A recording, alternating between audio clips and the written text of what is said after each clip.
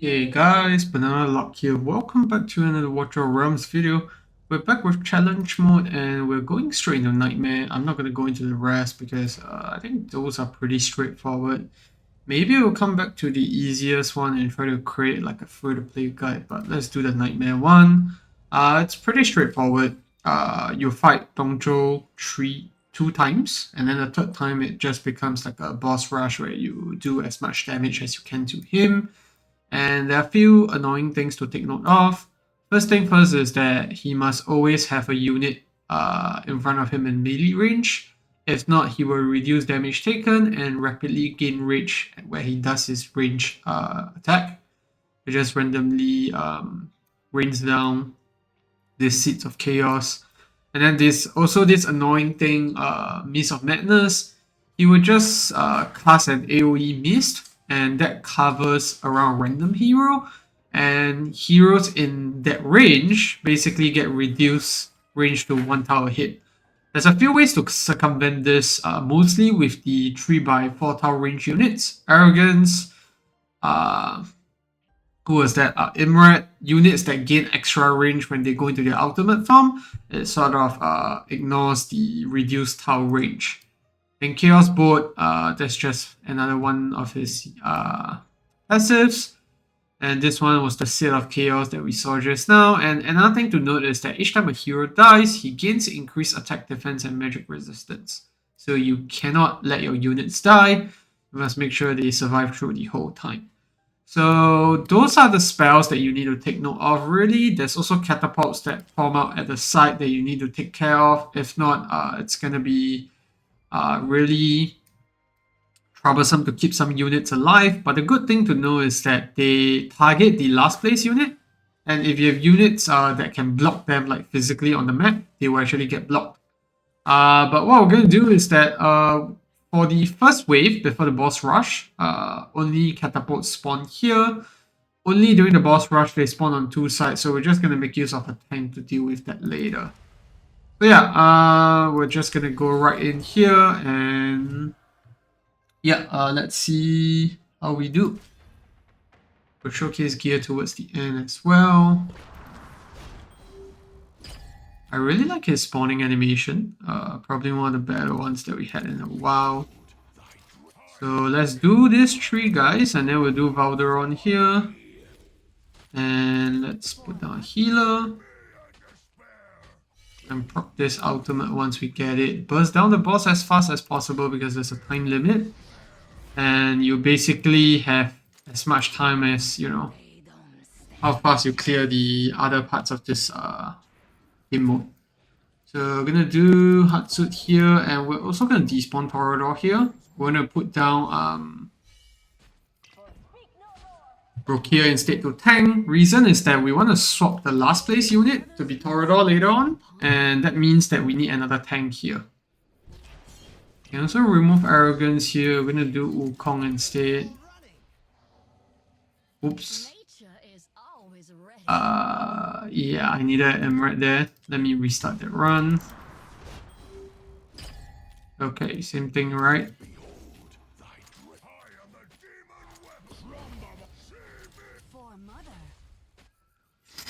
And let's do the ultimates from the get-go.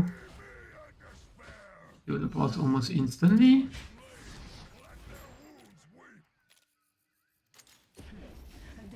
Okay, let's put Emrat down before we do Hatsuit, just to be safe. Okay, do Hatsuit now. And yeah, the first few waves don't hurt that bad. You don't really need a tank at the front. I gotta remove Arrogance because there's gonna be enough AoE here.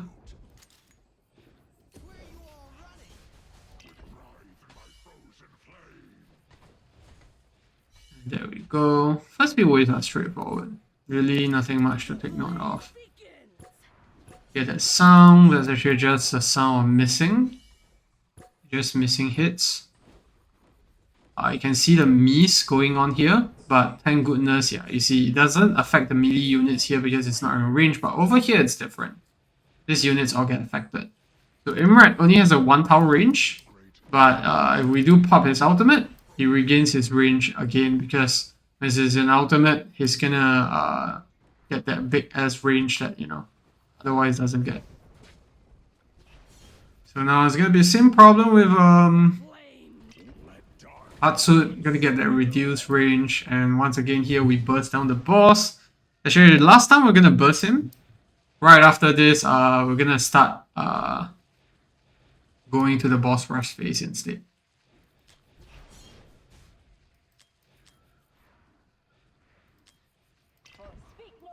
Faster.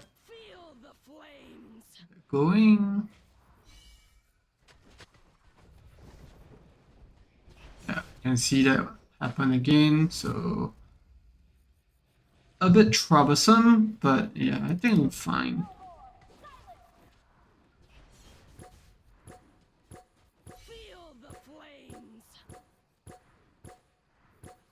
Not sure if we need the invert ultimate, let's just hold and see. Hatsu is really handy here.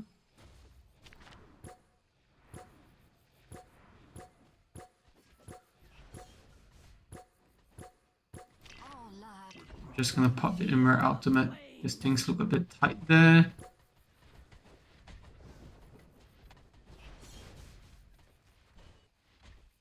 Okay. I didn't keep track of the waves, I just know that, yeah, I think this is the last wave. Probably gonna get a few more of these big guys coming out. I put some healing through here because Emerald doesn't have enough reach yet. And once that's done, do this ultimate.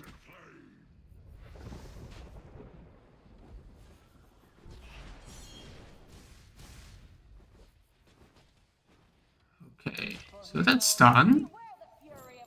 The boss is gonna come back. And remember, we spawn Brokir here. We do Arrogance back here. And then we'll do Torador here. There we go. Hey, Wukong.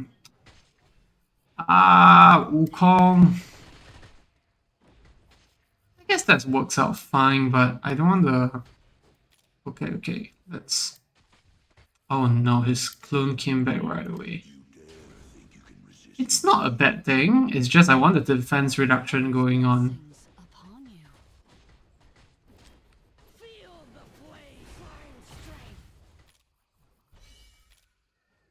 Okay, you know what, forget it, I'm just gonna put Torador there instead. Because it looks like the Wukong clones are keeping him busy.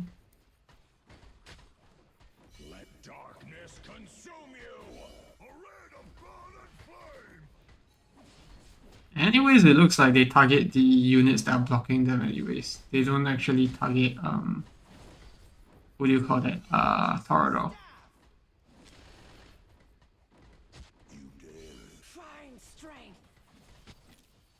Okay, let's see what we can do. I think we can put him right down instead.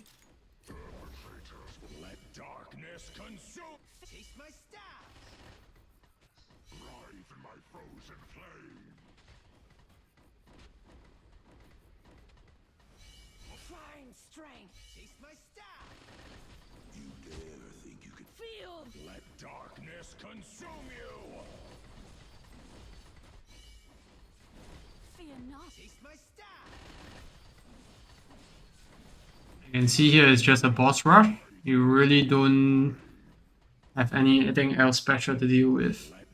And there are only 2 of these harpoon things, so it's not that bad.